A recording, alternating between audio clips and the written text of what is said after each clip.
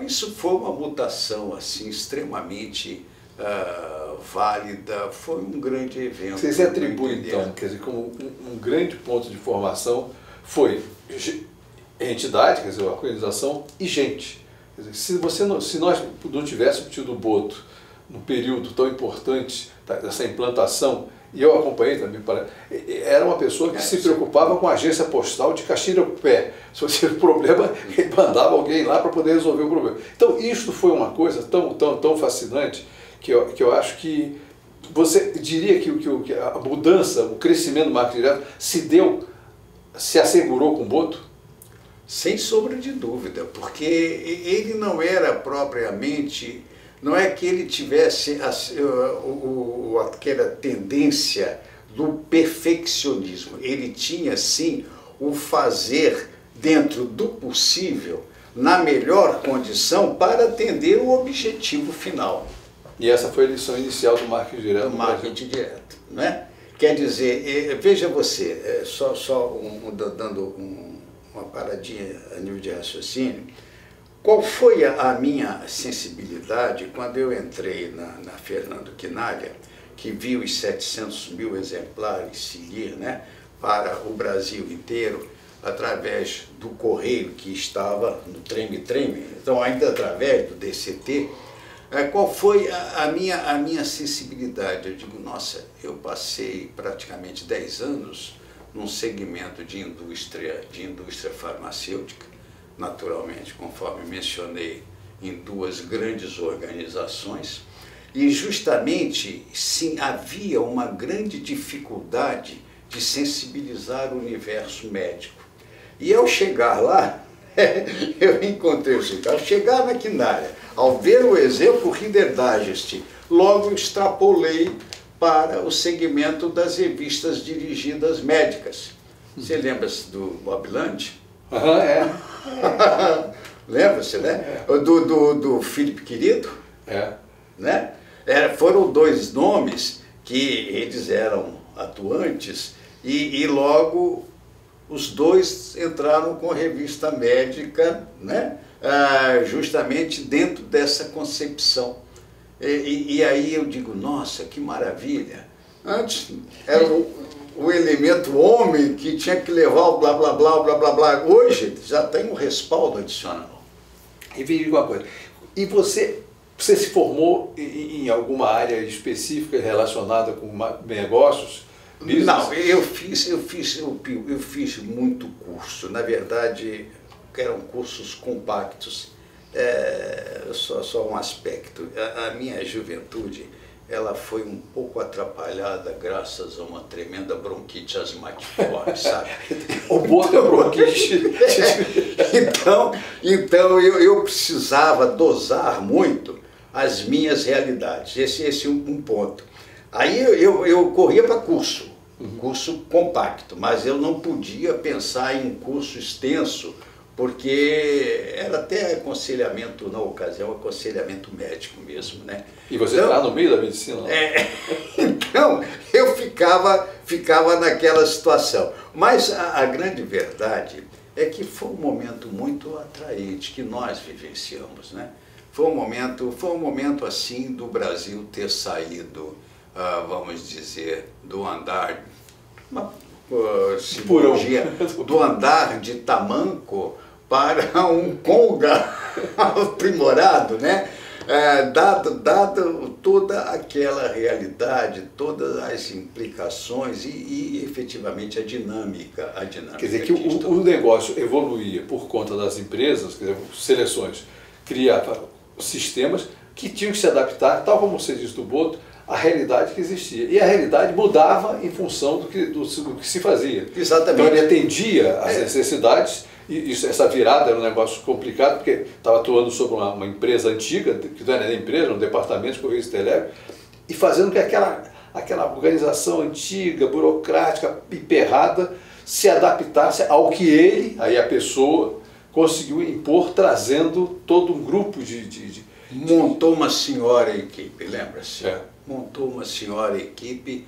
Ali, na verdade, foi uma expressiva demonstração de clarividência infindável. Porque não era fácil. Eu digo isso porque, voltando um pouquinho atrás, meu pai tinha um irmão que era postalista, era do quadro, tinha uma função intermediária assim interessante. E eu mexia muito, porque ele vivia andando pelo Brasil afora, tomava o cargueiro daqui, acompanhando, monitorando, aquela coisa toda. E meu pai mexia muito com ele, até por um aspecto muito curioso. Ele era um pouquinho coloré, um pouquinho vermelhinho, sabe? Politicamente. Então, os dois atritavam assim. Eu sei que eu chegava para esse tio, né? Como é que tá aquela realidade? Ele, rapaz, isso aquilo ali está acabando, seu. Aquilo ali vai cair de maduro. Mas eu digo, e aí, não vamos fazer nada com o Correio, não? Não, então era um pouquinho derrotista, até que veio a figura do Boto e Companhia Limitada, que, sem sombra de dúvida, eles montaram uma equipe muito... Foi uma das transposições... E o Boto era coronel de engenharia do Exército, ele era formado? Eu acredito que sim, coronel de engenharia. Tinha uma figura, né, Pio? Eu não sei se você conheceu essa pessoa, era um mistério. Tinha alguém a quem ele prestava contas e pedia help, que ficava baseado, salvo erro, em São José dos Campos. Este cavalheiro não me parecia ser de exército, não. Não deve ser aeronáutica, não. Deve ser alguém de aeronáutica.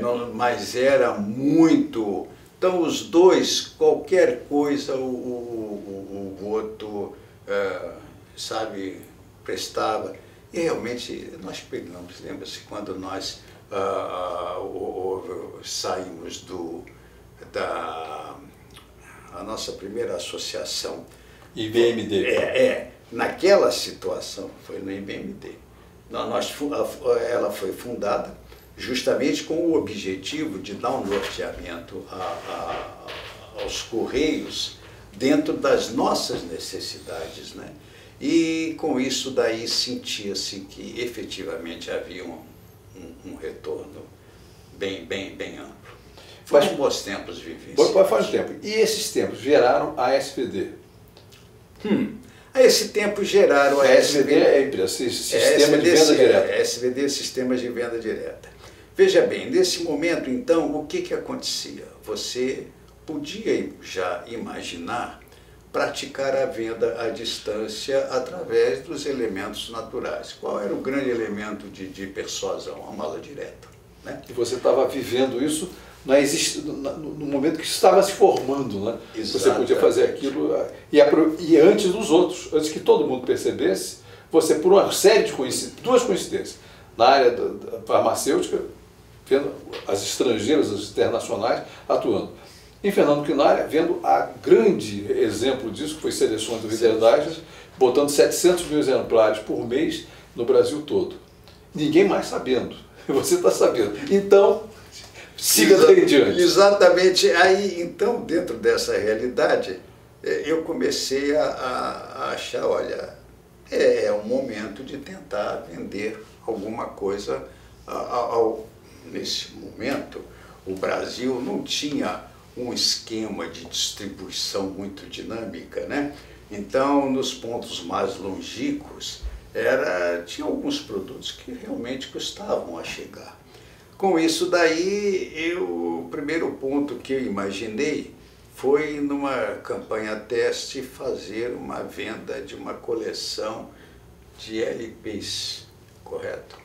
LPs é o que antigamente chamava long play e de vinil, que está voltando à moda. Mas o LP hoje, eu acho que você está pegando um garoto, olha, tem um LP, você o que é LP? Não vai saber, mas você sabe que, aliás, parece-me que é um produto que está aí dentro. Não, está voltando. Está voltando aí de uma forma diferente. Então eu cheguei e resolvi, estruturei uma campanha com... Eram 6 e 12 LPs, um estojo bonito, e fez-se uma peça de mala direta dentro não tão eficiente quanto as de Seleções, obviamente, mas dentro do possível, né? E, curiosamente, houve uma aceitação bem válida, né? Bem válida, e fiquei operando dentro desse contexto. De onde é que vinham os nomes para você chegar a essas pessoas? Olha, a pergunta é excelente. Esse nome aí, haviam algumas realidades, não copiei de ninguém não, viu? É impossível copiar. O primeiro mailing list que eu tive, eu gostaria de me lembrar quem foi, aonde eu consegui obtê-lo. Mas olha, era catálogos telefônicos. Catálogos telefônicos se conseguiam, porém você não tinha gama dentro de quase ninguém tinha telefone. O catálogo cobria os telefones que existiam.